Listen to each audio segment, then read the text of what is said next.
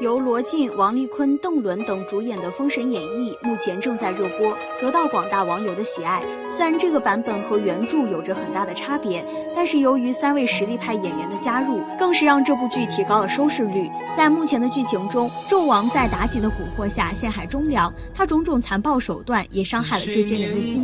他们祖祖辈辈为了大商奉献，却遭到如此苛待。最终在姬发的带领下，西岐开始了反商的行动，大商毫无悬念的灭亡。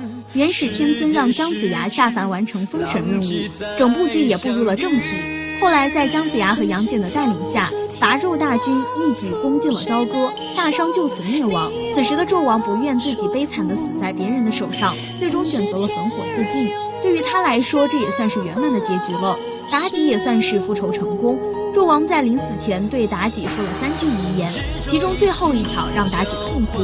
第一句话是自己其实早就知道妲己是为了复仇，第二句话是自己真的爱妲己，所以也甘愿为妲己舍弃江山，第3句话是希望妲己下辈子不要再恨自己了，不要因为仇恨活得那么痛苦。